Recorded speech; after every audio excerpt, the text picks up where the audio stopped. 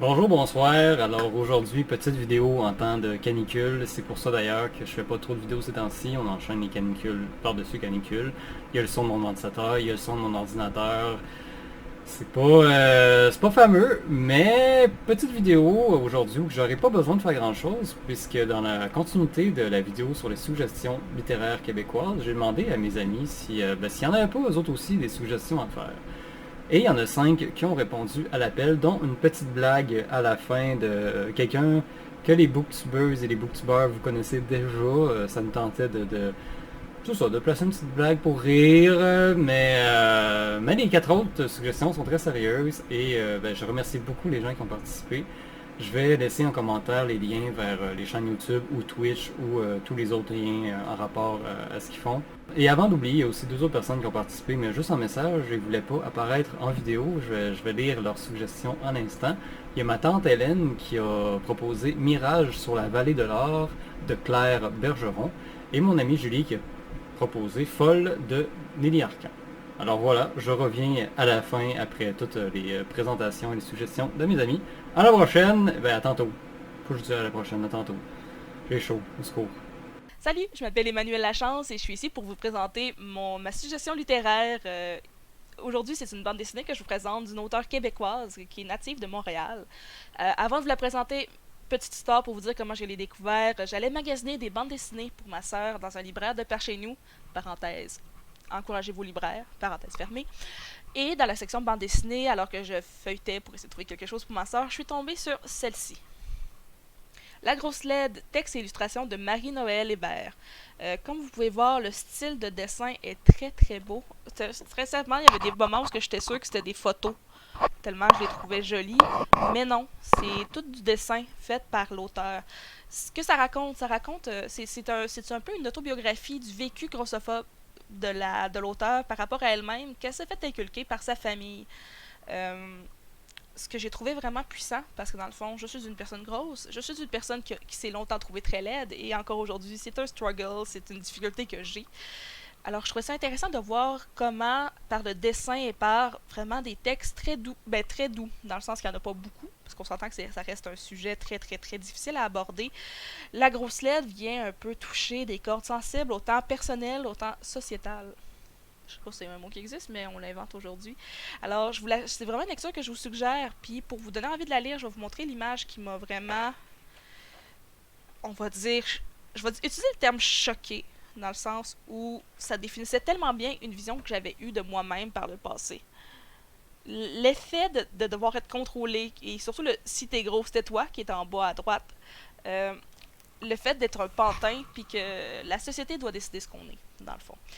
C'est une lecture un peu déprimante, je vous avertis, ça se peut que vous pleuriez, ça se peut que vous enragiez aussi de ce qu'elle vit, mais qui finit quand même sur une bonne note positive à la fin. Donc, je vous suggère vivement d'aller vous l'acheter dans un libraire proche de chez vous. Mais si vous n'avez pas l'argent, mais que vous avez quand même envie de la lire, si vous êtes abonné au réseau des bibliothèques de Québec, je sais qu'avec votre carte, votre code d'accès, vous pouvez la louer, l'emprunter en format PDF pour la lire de chez vous, pleurer un peu et vous dire, mon Dieu, qu'est-ce que je peux faire pour changer notre société. Fait que sur ce, je vous dis vraiment à la prochaine lecture, donc texte illustration de Marie-Noël Hébert à lire et à partager dans vos réseaux sociaux. Et sur ce, peut-être à la prochaine pour une autre revue littéraire. Salut tout le monde, c'est Guillaume des Furieux Frangins et j'aimerais recommander la série de livres Les Sentinelles du Crépuscule de Serge Brussolo. Malheureusement, c'est une série de livres pour adolescents qui est morte avant de connaître la fin de l'histoire. Par contre, c'est une série de livres qui vaut tellement le détour, c'est des histoires d'aventures fantastiques complètement sacoche, je vous le recommande à 100%. Pour ma part, mon livre québécois préféré, et c'est plutôt une série, c'est L'Affreuse autour du monde de Bruno Blanchette, des recueils de toutes ses aventures qu'il a faites au courant des 10 dernières années, et c'est captivant et c'est très bien illustré, comme on peut voir à certaines pages. Alors, très intéressant. C'est intéressant, là, c'est tout. Puis trompez-vous pas, les livres derrière moi, c'est pas à moi, j'aime pas ça, lire.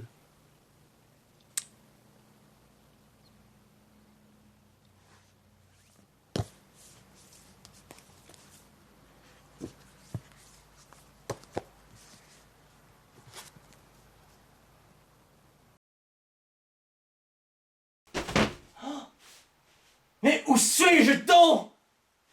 Je suis au Tibet. Oh. Moi, j'aime ça le café. Oh. Ah!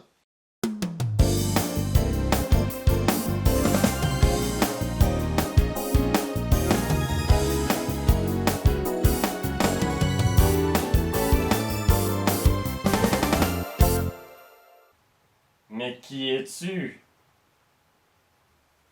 Pêcher une grenouille! Bonjour les amis, moi c'est Pascal. J'aimerais vous parler d'une trilogie que j'affectionne beaucoup, appelée Les Cités intérieures et écrite par la talentueuse Natacha Beaulieu. Les Cités intérieures regroupent 3 livres, c'est une trilogie. Le premier livre s'appelle L'Ange écarlate. Malheureusement, je ne l'ai plus en ma possession. Je crois que je l'ai prêté par le passé et il m'a jamais été retourné malheureusement. Mais j'ai encore le 2e et le 3e tome avec moi. Je présente d'ailleurs le 2e, L'eau noire. Et ici le 3e tome, L'ombre pourpre.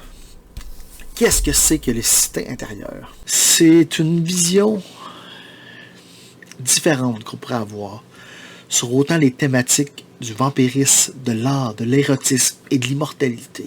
Ce livre est personnellement, ces livres sont personnellement pour moi les meilleurs livres écrits par une auteure québécoise. Natacha a su faire preuve d'une grande imagination, d'une grande créativité. Je le recommande à toute personne qui n'est pas sensible. Les âmes sensibles s'abstenir de lire cette œuvre, car Natacha est quand même assez crue dans son art. Elle n'a pas peur de montrer l'érotisme, ou de la violence, ou tout ce qui s'en prête, tant que cela est fait avec goût. C'est tout ce qui est important. Donc, merci beaucoup. À la prochaine. Bonjour, je m'appelle Sylvain Desmentis et moi, Dominique, j'ai décidé de te recommander ce livre qui s'appelle Devenir un ange, une autobiographie de Kaya. J'ai bien envie que tu lises ce livre. Kaya, c'est qui? Kaya, c'est l'ancien chanteur Francis Martin, qui a été très connu, qui a eu 2 succès et qui a disparu par la suite parce que il a choisi une voie spirituelle. Et il nous apprend donc, dans cette autobiographie, comment devenir un ange. Et là, je ne l'ai pas lu. Je ne l'ai pas lu, puis je sais que c'est weird là, de recommander un livre que j'ai pas lu, mais ça me tente de le lire, ok? Ça me tente de le lire. Puis je me suis dit qu'on pourrait le lire ensemble. Comme ça, on pourrait en parler ensemble. On pourrait devenir des anges ensemble. Tu m'as demandé de mettre un chapeau niaiseux puis d'essayer d'être drôle. C'est ça qui est ça.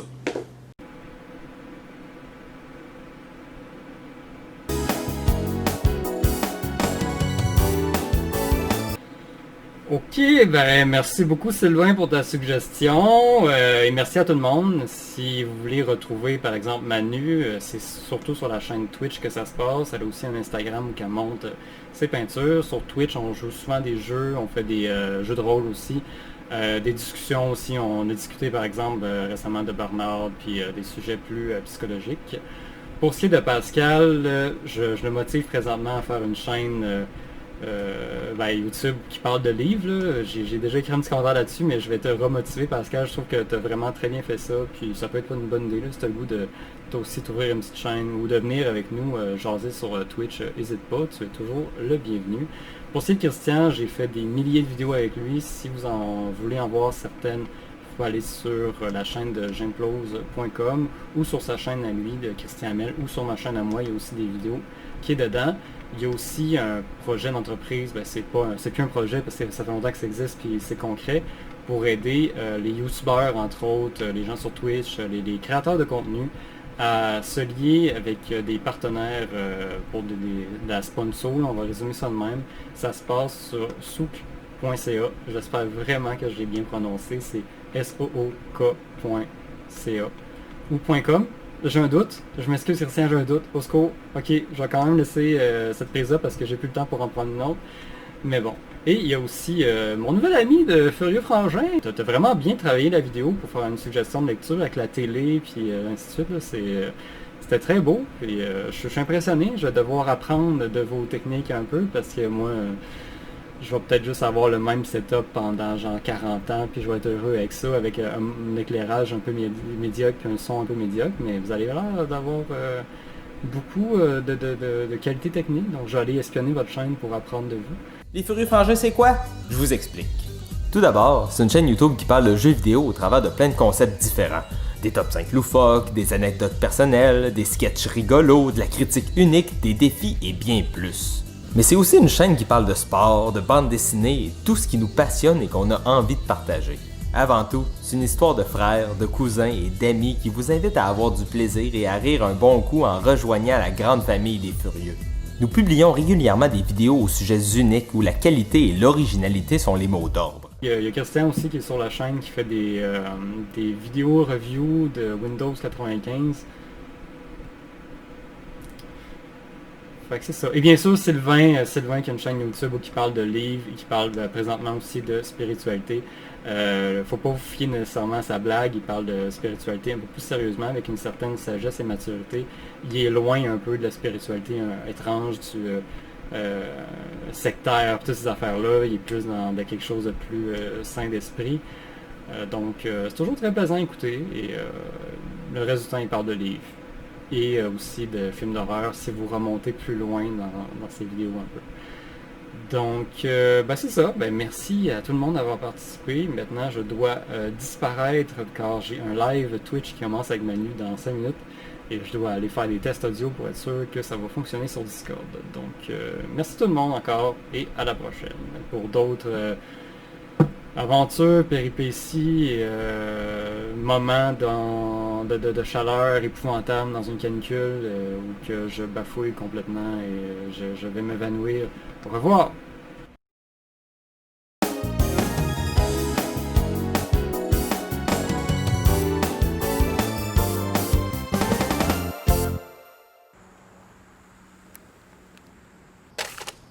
Tu as besoin de moi?